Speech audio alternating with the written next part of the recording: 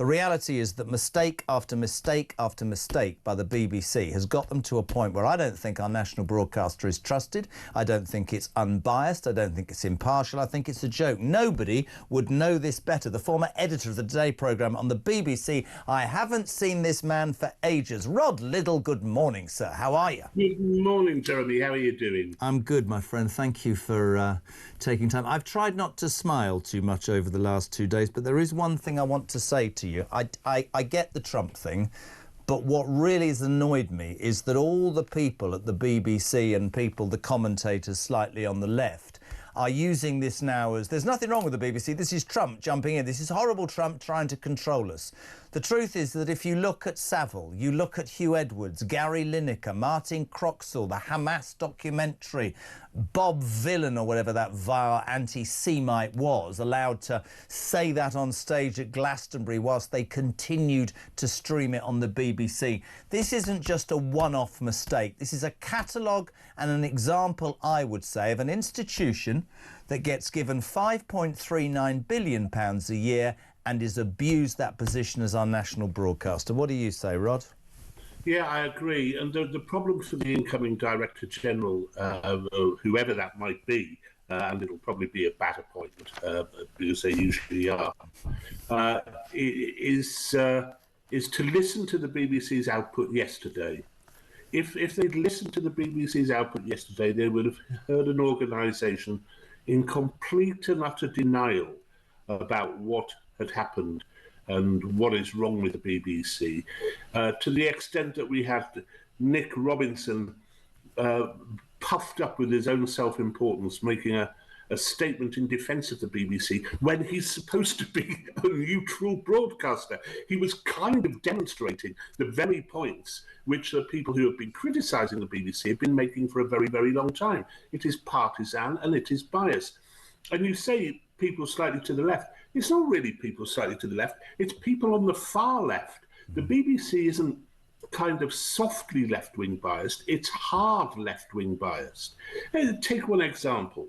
There isn't another news organisation in the country which has an LGBTQ unit and correspondent. ITN doesn't have one.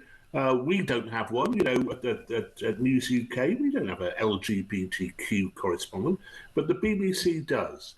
And it's got it into lots of trouble because it's been tendentious and very, very pro the most extreme views of the trans community. Why has it got an LGBTQ unit? Why? And the answer is because it has swallowed all the far left identitarian ideas, you know, about trans, about gender, about race. And it feels, it puts everyone into these silos. It sees everything through a prism of gender and race. And that's not a soft left position. That's a hard left position. I couldn't agree more. And for me, it's complete denial, absolutely. Meltdown. You saw Deborah Turness walking in yesterday, or even, yesterday, yesterday morning, the head of the news who'd had to resign, saying, I've complete confidence in the impartiality. The truth of the matter is, surely it's this.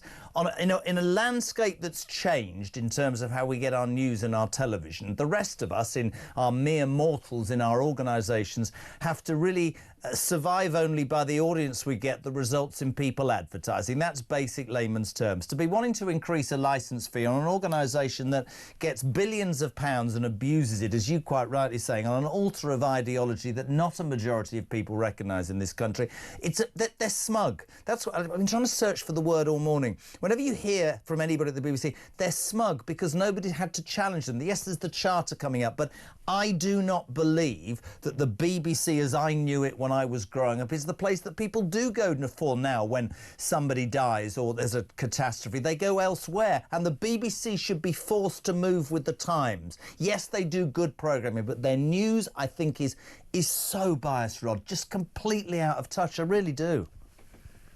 Yes, and it's out of touch on a number of issues. I mean, for Deborah Turness to say that everything's fine, we're not remotely biased, twice a week the BBC had to put out corrections to the BBC Arabic services reports from Gaza.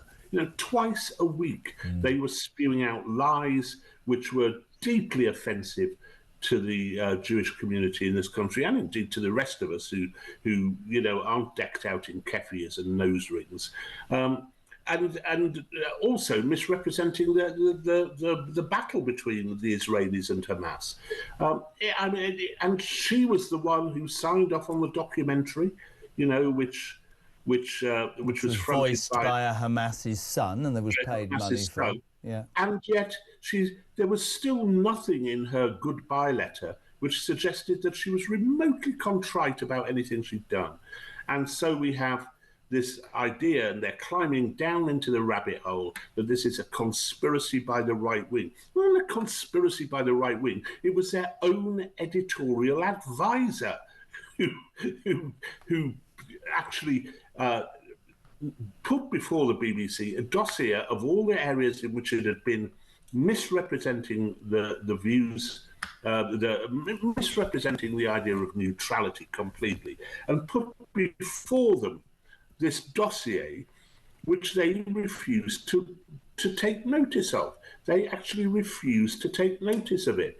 And that is that there are two problems with the BBC.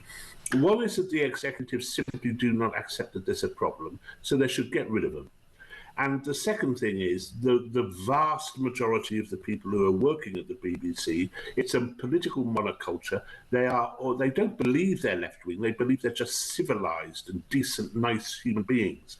But that is why, over time, they misrepresent issues from abortion, immigration, Israel, transgender issues, race issues, colonialism issues.